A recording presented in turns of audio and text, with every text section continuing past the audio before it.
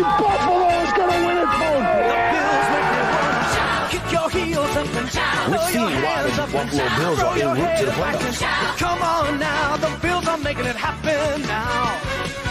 Stand up now, come on and shout. Buffalo Bills go undefeated. And we're going to the Super Bowl. Yeah. Now, baby, come on, come on. No one Come on circles the and wagon shout. like the Buffalo Bills.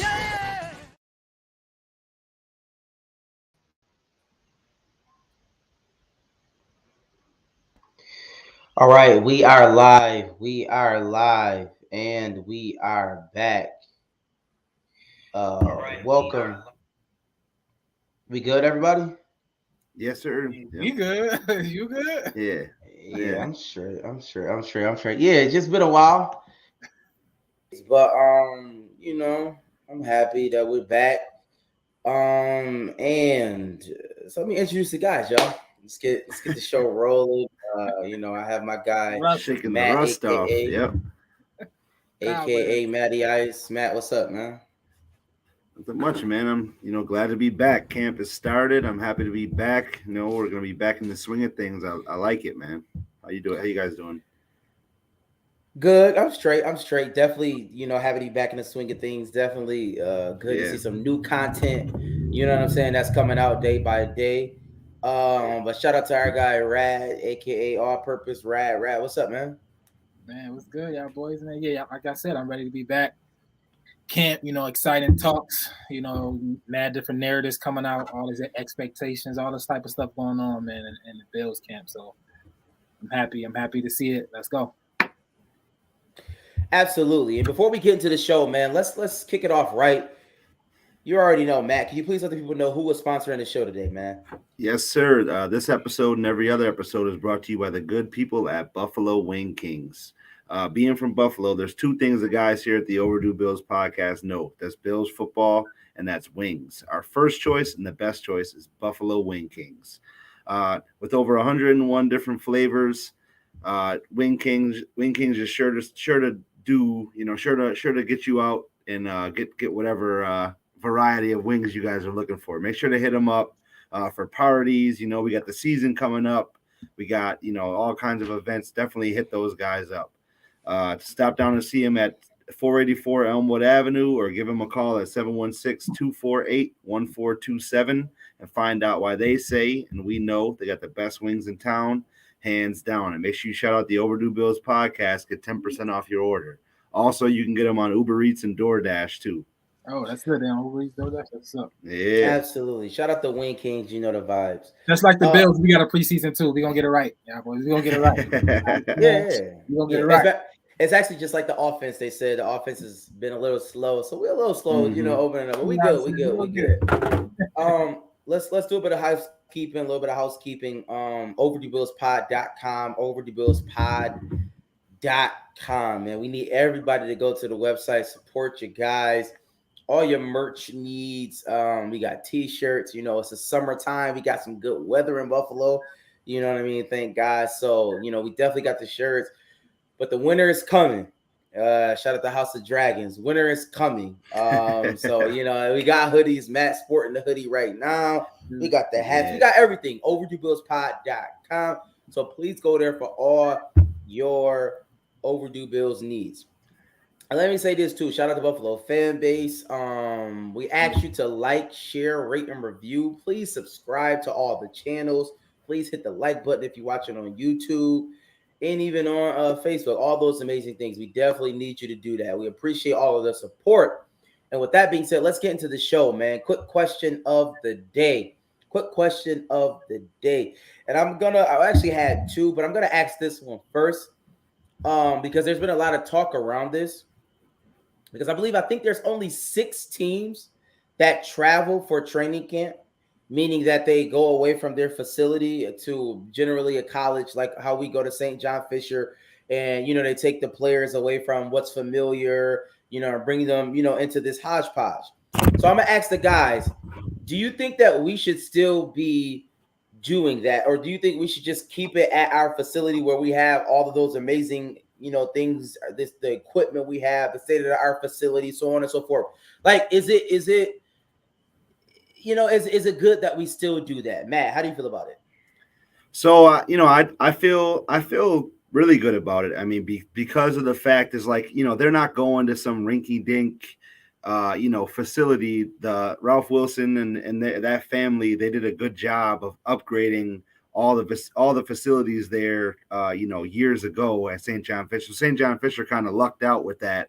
They get top notch facilities to be able to host an NFL team every season. So yeah, they're not I mean, the dorm life, maybe their living arrangements are a little bit different going back to college. The guys that just got drafted, they're kind of like, damn, I just got out of this, I'm going right back to it. Yeah. But I think it also is really good for the camaraderie too. You're separated from everything. I don't know about the curfews and stuff. I know like in Pittsburgh, East Rochester area, there's not really much to do out there, so they can't be getting into too much trouble if they happen to sneak out or something. So I do think it really helps with the camaraderie, getting the new guys together, being stuck with each other for like 6-7 weeks. Brad? Yeah, I gotta agree. I mean, I like to get away from distractions. If you want to focus in, if you want to, I think they got 90. I think it was 90 people, 90 players that's on the roster right now. You want to get as far away as distracting as you can. You want everybody focused, everybody dialed in, one mission, one goal type deal. And I know all these guys, not all of them. Maybe the top. It's probably just the top end, but all these guys with a lot of money, they'd be okay for a couple of weeks in training camp. They playing football. They're gonna be good. I think, and you want them to lock in and avoid temptation. You want this to be a serious week. This is where you installing a lot. New, especially us, new officer coordinator, just some new things. So I like it. Get away from distractions, even family, because family can be a distraction too. Lock in, and get the 2-a-days and 3-a-days started. So I like it. My bad. I'm just gonna add to that too. And for the young players coming in, they're really getting a lot of the benefits because the veterans and guys like that, they can't go home. So they're going back to their room, and I'm sure they're hanging out, playing video games, playing pool, whatever they're doing. They're going back. They're constantly able to absorb more after hours, with the guys, which is pretty cool. For sure. I'll say this. I did have that same take as you guys, right? There are definitely pros and cons to both sides looking at it. But I think that since it's only 6 teams that does this, so clearly it's not a thing anymore, right? Like it's just not. More teams don't do it than do, and I think we've gotten to a point where I don't know, but I what I did hear is that the last 5 championship teams they don't necessarily do. So it's not a correlation between you winning the Super Bowl and you doing this. It's just not. Gotcha. But I want to think that. I'm just saying it's not a correlation. I'm just saying as it stands right now in the last 5 years. My point in saying Super Bowl, but I want to know, do it correlate with like winning the cultures of the team that do it? That's what I want to know. No, it doesn't. You don't know. No, I'm just saying, like the 6 teams are not like top echelon teams. They're not. But I mean, go ahead. But to be honest, my whole position is you're world class athletes. You can play world class money, and I think that we've gotten so specialized in certain things that it takes away from it. In my opinion, like I don't know if Chef Darian can be there for Stephon Diggs. I'm not sure if he can. I don't think he can. So I mean, like that's an issue. That's a routine that we just paid somebody millions of dollars who has a routine to perform at the highest level possible, and we're taking him away from that. I don't understand the mindset. I think it's insane, to be honest. Like for a lot of these players, they got personal trainers. They got I don't want to use the word massages because some people take a little bit too far, but they have people who give them massages. They have people who do a lot of things for them. There's a certain level of comfortability where they are at in their own nest, and they get paid millions of dollars to keep that going. And it's just, for me, it's insane to remove them from something that's familiar when what is familiar actually helps them play better. That's just the facts. We actually know that. I think you go, Matt. Well, I mean, to hit on that though, I mean, it's not like that they're going and getting like school lunches and not having that type of those services not being provided to them. It's all top tier. I'm sure nutritionists they get with each other and they have specialized meals for every player. That's the first day, but I'm saying there's guys that definitely don't stray away. Burgers is good. Yeah, I was gonna say. I mean, I don't know if people would just be eating turkey burgers all willy nilly. That's just my opinion on it. Yeah, and Dawson Knox said the turkey burgers was low key trash. I'm just keeping it in the stack. That's what he said. I'm just telling you what Dawson Knox said. I don't know. We gotta check out the daily menu, but I'm pretty sure guys. Yeah. I'm pretty sure guys, if guys don't want to eat what's being provided, they're able to get whatever they want, and it's not like, like you mentioned, Chef Darian or something. He's only a 50-minute drive away. Pretty sure he's going to make that move to go, to provide the meals for the players that he works for. So that defeats the whole purpose of what you're doing, though. That's not really. For me, it does, because the whole point is to submerge you into this environment, to make it as minimal as possible so you can focus on football. That should be the center of attention, which is fine if that's what you're going to do. But if you're going to allow all of these extra things, then you're taking away from the whole experience. Like that's the whole point of the experience. That's what I think. The whole personal chef, personal masseuses, that's good. But we talk about a couple of weeks out of your whole 6-month routine. Your routine. If your routine is good enough, it's going to stand the test of time for a couple of weeks out of that routine. And you building something with your teammates. You building something, the camaraderie with your teammates. Can you not build something with your teammmates and be at home at the same time? I think that's the other 6 teams. It's different levels to it. This is like some type of, it's combat sport. It's a combat sport with teammates that you need to get in the bunkers and the trenches with. You know what I mean? This is something that you need to develop an army-like or a military-like attitude. And you need those weeks, that boot camp, them training camps. Those who the people you can trust in them trenches. So in this type of environment, you can tell who you can trust in those trenches, the fourth quarters, those playoff games, compared to at your homes when everything is luxury. You know what I'm saying? So I think it's a good time to do it. And I think it also adds to the teams that do it. Yeah, I think it also adds to the Buffalo part of it too. Blue collar.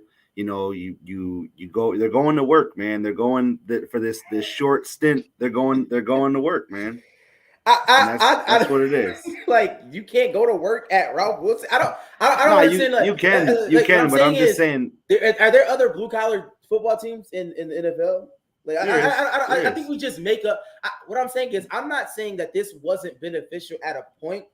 All I'm saying is now, with the advent of so many specialized people that these athletes have around them, it is different. We do clearly the fact that 6 teams are only doing it says a lot. We cannot just ignore that fact, because it's not like all the Buffalo players, just because they said, I think a fourth of the roster has only been to St. John Fisher. Like, everybody else, this is their first time going because of COVID. They weren't there. So clear, and we had some of our best years. So I'm just saying. But you got to go back to this though, is like the facilities too. Is like I said, they're not going to some rinky-dink facility. Like, we can't agree that the Buffalo Bills facility is better than St. John Fisher's though. We agree on that. It is. Significantly better, right? Yeah, we can agree on that. But then you got the chance of having to drive back and forth and everything that you don't do, that you don't have to do there, is you're taking away driving. Is that what we're doing? I think it's really a level of commitment that you give, that initial commitment to your team. That it's like, yo, we all in this together. We're gonna sacrifice our luxury to come in this lower tier for some lower tier, because most of the players, this is like, yo, they in dormant back, like Matt said, in college they always just experienced this. Most of them, they ain't making that much money where they gonna be living luxury. It's only them top 5% players that's living like that anyway. So it's not that big of a deal. They sacrifice it all for the whole. They sacrifice it for the whole. It's nothing like home. Is it more? You saying right now, is it more so than like actual result from it? Maybe, but if everybody buy in, I think the result can bear fruit. Okay, we'll see. But moving on. Let's get the training camp, man. Let's get the training camp. Hold on. Edward Jackson said this. He said, I think it mattered more when camp was 6 weeks long. Then they had much more bonding time than now. Thank you, E. That's my point. I think the issue is training camp is not what it used to be, right? It used to be rigorous. Like I think we're going to pads Saturday, but we used to have a longer time in pads. Used to The be able to collective see certain bargaining, things, right? It used to all be that out. very like even the old days hard knocks. You know what I'm saying? Like before they changed the rules and all that, like that was tough. You saw the rookies going through things and changing, but like now it's so watered down. It's so patty cake. I don't think it's that much more beneficial. Now, I will say Josh Allen did say he does like it because, you know, he gets to show a little bit more of his personality. He tries to keep it upbeat because he said this personally. He said some of the guys, they do not like it. They don't. Yeah. And my thing is if majority of the guys actually don't like this, then what real effect is it having on the team? I'm just saying. I'm just Sacrifice. Okay, Sacrifice, right. a commitment. Obviously, it's for the greater whole. It's like you sacrifice something for the greater whole. We're doing this. Yes, I don't have to do this. Yes, I make $100 million. Yes, I got a $10 million home. Why would I want to do this? Yes, I got chefs, but I'm gonna go down in the trenches. That's fine. Sacrifice and do something with my teammates. It's 90 players at training camp. Let's sacrifice for a couple weeks. Jeez. Okay. Like a couple weeks. We've talked about the topic, and you know, it is what it is. Like I said, only 6 teams do it, so I'm sure that it will be a point where everybody's just gonna phase it out. Trust me, that's it's just how it happens. But yeah, I think I want to ask before we get into like the winners and losers or the standouts of training camp and the things that we've heard from beat reporters. I did want to ask this question, like as we going into training camp, second day, third day today. What narratives would you like to hear most coming out of training camp, right? There's a lot of things coming out. What narratives would you like to hear most coming out of training camp? And I guess, you know, you can piggyback the ones that you want to hear the least too, if you want to throw that in there. But the narrative you want to hear the most coming out of training camp is what, Rad? I want to hear. I just want to, I guess, the confidence in the OC, right? Ken Dorsey, his control of the offense, right? Or his, I guess, his lack of control, like more so control of Josh. Josh truly have it. Like, is he being the coach on the field? You know what I mean? Like, is Josh offense is you know, is bringing the best out of him? And you know, I guess that's the main thing. That offense still flowing because you know everybody's saying the Bowl is the guy, the genius, the mad genius, but. And that is our offense going to sputter when he's gone, right? So if our offense continue to grow and be more in Josh's hands, I want Josh to take control of it. I mean, y'all know I can compare it to the Colts days, them 2000 Colts teams when Peyton Manning took over the offense. Peyton Manning offense, he controlled the offense from up down. I want Josh to take over the offense like that moving forward. So we'll see. That's the narrative I want to see. Yeah, so the narrative for me really is I want to see. I know I talked about it like leading up to it. Is that you know the question mark still is that cornerback room, right? So I want to see that the corners and I have so far heard that the corners are ahead of schedule. You know what I mean? Like Trey's looking like I saw him like jumping, doing some high knee jump joints. Skips earlier, like he was just regular, and then you know, like I hear like Nick McLeod is having a good 2 days, Cam Lewis having a good 2 days, Kyer Elam saw pictures of him, you know, on Jordan Poyer, Micah Hyde, Trey White's hip, you know, and playing, being physical, getting in there, on, you know, going against the best of the best. I want to hear that they're ahead of schedule, and the first 2 days is what it's looking like right now. For sure. I'll say this. I think I'll piggyback with the narrative I want to hear the most, with the narrative I want to hear the least. And let me just say this, Streets. I know you're watching Streets. I gotta hit you up. I need unforgettable pictures. I'll hit you though. But unforgettable images. Unforgettable images. You know the vibes. Shout out to Streets. But it's the injuries, man. It's the injuries. I don't need to hear them. I actually don't want to hear them.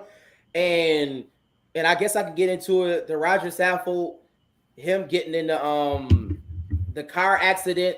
I guess he got into a car accident and he cracked his ribs. So he's out indefinitely. I don't like that. I know it didn't happen at training camp, but I just don't like it. Yeah. And who else? I think Spencer Brown didn't play on day 2. I just didn't like it.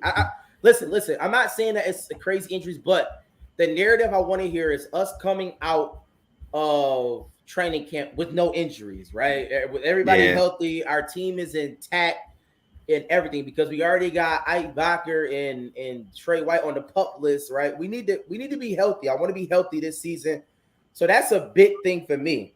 We have a mixture of young and old talent, so you know what I mean. We need to be as healthy as possible, but I guess that goes into the depth, right? That goes into the depth. So let's talk about the standouts that you've been hearing from the beat reporters, right? I know it's only day 3, but there's been some standouts. There's been some things that have happened, and so I'm gonna go to Matt first. Matt, can you name some winners or some standouts from training camp? Well, it's just like I said, the cornerback room. So just early, I'm hearing Cam Lewis is looking like a lock from some of the for the roster from the beat reporters, because one of the guys, Matt Perino, he mentioned that the Bills kept 11 defensive tackles or 11 defensive linemen last year. They could cut that down and make a little bit more room in the cornerback room. And Nick McLeod and Cam Lewis are looking pretty strong the first couple of days. I guess Nick McLeod had 2 picks today,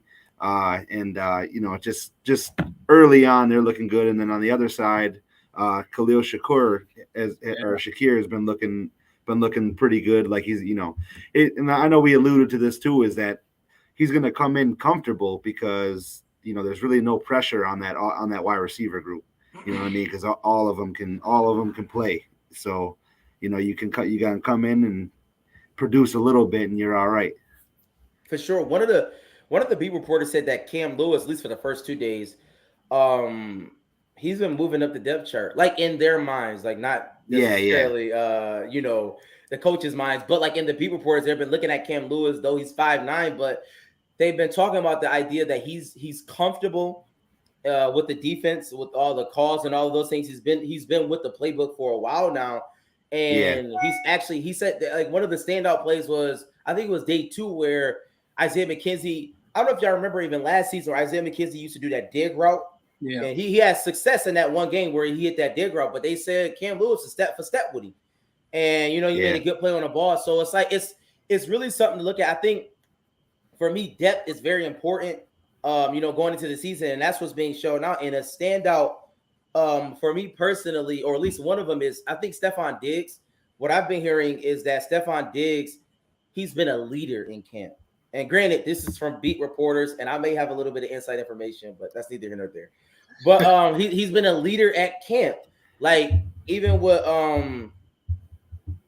the young guys, I think who was it? Tavon Austin had some issues, was very frustrated. They said the offense was moving slow for the first couple of days. Josh Allen has been erratic with his throwing the ball, but they said Stephon Diggs has been very upbeat, pulling guys to the side. You know what I mean? Trying to keep them going. You know what I mean? They say he has a little rivalry with Isaiah McKenzie, telling him that, you're only open because of me, like stuff like that, like keeping it very jovial, I think that, like, the Stephon Diggs signing, it was more than just the X's and O's and what he shows on the field, is what he shows off the field, right? This is important. We just signed him to a multi-year deal, millions of dollars. We need him to be a leader in that locker room. And from what I heard, at least from these beat reporters, he's doing that. And I think that that's a plus, right? We need leaders. Like, we got Von Miller. You know what I'm saying? We got Poyer. We got Hyde on the defense side. But the offense needs somebody to say, okay, I got you, young guys. Let's get it cracking. Rad, what's up, man? What you been hearing? I want to know a couple things. I want to know, obviously, to piggyback on what Matt said, the Khalil Shakir thing. I'm high on him. Obviously, McKenzie probably right now is probably the one, probably leader in the pack, probably for that third. Maybe James Crowder too. Him and James Crowder will see. I don't know, but Shakir is a more natural catcher. Get the ball, make plays when he get the ball. So I want to see him on the field more. And they say he's been doing good, been doing just being what Robert Woods was for, like, the Rams, that type of guy, that gadget guy who can play tight to the offensive line, who can catch the ball and make a play. I want to see the running back room. I want to know what's Singletary gonna be the main guy, or how much Cook gonna play? Moss, what's that dynamic? They said Singletary is getting the bulk of the bulk. Yeah, they said he's getting the bulk of the thing. And when we switched to not exclusively him, but last year when we switched to like it was probably like 70-30 late in that season when Singletary was getting the ball, he was looking like an RB1. So I want to know if Singletary made that jump to be like, yo, we trust him on all 3 downs, because he can catch the ball too, but use James Cook in special packages. I want to know, if Singletary made that leap. So for me, it's like you said, the offensive side is Khalil Shakur and Singletary, or just that whole RB, that whole running back room. So let me ask you guys this, because they said Drew Rosenhaus was at camp, and we know that Poyer, he wants some money. So do you think it's a situation where Leslie Frazier should give Jaquan Johnson more time? Because I know that some of the beat reporters, there's a sort of a feel around the team that Jaquan Johnson is the next guy up, right? It's Hamlin, but Jaquan Johnson is sort of the next guy up, or we're at least trying to see if he can be the next guy. So do you think at training camp we should lean heavily towards that? Because obviously, Poyer and Hyde, I mean, they're both veterans. Like, it's not like camp is not that much important to them as far as X's and O's is concerned. But so do you think that Jaquan Johnson should be more heavily involved in the one team, or is that too much? Matt? Well, yeah, I think you definitely got to give him a lot of reps, but at the end of the day, Jordan, he's shown no like signs that he's going to be like, I'm not getting paid, I'm not playing, because he's there. You know what I mean? He's involved. He's been involved the entire time. He missed the involuntary workouts, which is whatever, and then he's been there ever since. So I know McDermott said today, he's not going to hold in because he's already there, so he's not going nowhere. So that, and he's already expressed that. So he's you definitely like you said, Jaquan, he can be the next man up if there does become a situation where we don't get a deal done before the season starts. Then yeah, you got to go with the next man up, right? It's a business at the end of the day, and that's just how it rolls sometimes. But I think with Drew Rosenhaus being there, that's a good sign that something's going to get done too. Yeah, I think he's there though. I think he's there. I think if you Leslie Frazier, you roll with your best guys. You can't plan. You can't get in the GM. You can't. You can't even act. You can't play like that. For morale of the team, for morale of your player. He's there. He's showing up. He's the one. He's a top 5 safety in football. He's on the field whenever he's there. He getting his reps in. He getting his reps with the one. And we just got to have good faith that a deal gonna get done. You just got to believe that as a coach. You got to believe that as a player. And Brent Bean gonna have to figure it out, and we gonna bring him in. We don't. This the year. This our year. You know what I'm saying? So you don't want to mess that up. And I think everybody gonna get it done. And I think Poyer is showing good faith. He's there. He's showing up. He's excited to be there. He answering all questions. So yeah, man, I think you definitely you like Jaquan Johnson there, but he's not Poyer, and he gonna get his reps. If Poyer's not showing up, he gonna get his reps next man up. But he's there, so you play with him, you roll with him. Okay, I hear you. Let me just say this: the Bills signed Jordan Simmons. Simmons, Jordan Simmons is offensive guard. I guess we need, obviously we need depth at the guard position since Roger Saffold. He's out indefinitely. I don't know how long he's going to be out, but clearly Cody Ford is just not the answer. I don't know what's going to happen to him. Maybe he gets cut. We'll see. But I did want to ask you guys this about just some coaching stuff real quickly. Then we're going to leave the show, because I know the first 2 days they said the offense was slow and Josh Allen was erratic. So I'm going to go to Matt first. And to anybody out there listening, like, I know it's no pads. I know it's only 2 days of the training camp, but how do we feel, man? It's definitely not a good sign that the offense is slow and Josh Allen is erratic when Ken Dorsey is taking over as the offensive coordinator. Because I don't know if that would be the case if Brian Dable was here. I think it would just be, you know what I mean? But how do you feel about that, Matt? Or am I just jumping the gun? See, I think it's a little bit of jumping the gun, but we also got to take into account that we have the best defense on the other side. So he's not like going up against, a practice squad per se. He's going up against probably going to be the number one or, top three, if not the number one defense in the league. And they did allude to that too, that, Von Miller is looking strong out of the gate. And then, guys like Tim Settle that we brought in, Jordan Phillips we brought back, Ed Oliver, the pads are off right now. Those dudes can play. So it's no surprise that they're getting some pressure on Josh early, and they know Josh. So, it's way too early to tell. I'm not really worried though. Yeah, I'm not worried as much. I think we do got a new OC, young, new quarterbacks coach, right? We got some new offensive weapons we working in. We got a lot of new offensive weapons, some young receivers, some new young running back, new tight ends. Like we working some things in, and it's gonna be bumps in the road. You don't want to be running on all cylinders on day 1, day 2.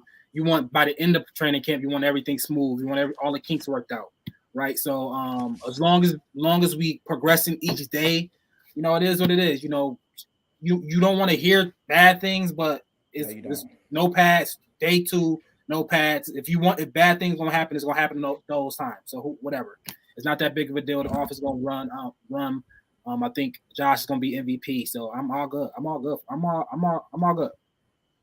I hear. I'm just listen. Let me just say this because I'm getting text messages, people in the comments.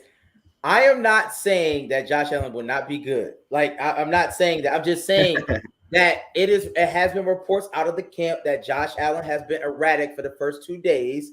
You're loving that big E word right there, my man. I'm just saying erratic. It's a fact. That's what they said, and they said that the offense has been slow. That's all I'm saying. This is what I've heard. And to everybody trying to figure out who my sources are, they will not be revealed on this podcast. But just know we all tapped in. We have people there. We're tapped in. I have reliable sources that are on and off the field. I'll put it that way, on and off the field. So listen. Does anybody else have anything to say about training camp and how we feel about it? Anything else? No, I'm excited. I'm excited. The things I've been seeing Ed Oliver take another role. He look like he's gonna be a leader of the defense. I love to see that. This is not make it or break a year, but this is the big year for him. So we'll see. I love to see Ed Oliver taking that role serious on that defensive side. Maybe some Von Miller gonna rub off on him, just that camaraderie of that D line. And I think our defense is gonna be elite, man. I'm excited for this year. Y'all know how I feel, 17-1, man. So I think this training camp is going. I know whatever's been hearing, but I think our offense and Josh is gonna get into rhythm, that rhythm type offense, rhythm type player, Josh. And once we start going, man, it's hard to stop the train. So I'm good for the training camp. Yes, I mean it's a bittersweet time because that means once that first training camp practice happens, that means that summer is coming to a close soon. But man, it's just exciting to be back in football season for sure. Absolutely, and I'll say this: I'm definitely excited for the season, man. Again, I'm not necessarily worried about the offense. All right, that's we have Josh Allen. I do believe this is his MVP season, so shout out to him. But I will say this: I'm putting people on notice. AJ Epineza, he's on notice because from what I'm hearing, I heard that Rousseau is a little bit quicker. His footwork is a little bit better. That's what I'm hearing. It's only been 2 days, so don't kill me. I'm also hearing that Boogie Basham looks a little slim and he looks a little nimble. I've heard that from some people. But I also heard that AJ Epineza has not flashed at all. He had this whole big speech about, front seven and we're going to be doing, listen. It's only day 3. What do y'all want me to do? I got to talk about something. Hey, man. I'm just putting some people on notice. There's some holes in the linebacker core, man. I've seen no transitions before. I don't know. Oh my God, we already moving AJ Epineza to linebacker. I don't know, man. I don't know. It's getting crazy. But shout out to everybody watching this show, man. We definitely appreciate everybody's participation, man. Listen, we going strong, y'all. It's Bills training camp. Listen, we getting ready for this season, man. It's going up. It's up and it's stuck, as the kids say. But listen, overduebillspod.com, overduebillspod.com. Please go to the website, get your merch. Listen, we got t-shirts. The weather is about to turn, so we got the hoodies. We got, we taking care of everybody. And let me say this. Shout out to Buffalo fan base. So please like, share, rate, and review. Please hit that like button so people can see it, man. Listen, we going to the next level, man. We definitely getting subscribers up. This year is going to be the year. Bills is going to win the Super Bowl. Overdue Bills podcast taking off to the next level. And y'all boys got anything else to say? Because I think it's over. Yeah, man. I'll be back next week, same time. Tap in. For Yeah, sure. we're gonna be back at every Monday. There's gonna be no more hiatus. We're in season mode, just like the Bills are in season mode, right? We're at home training camp. For sure. So shout out to all y'all. Y'all know how we end every show with a little bit of that. Hey, hey, hey, hey. Hey. A little rusty. All right. Mm-hmm.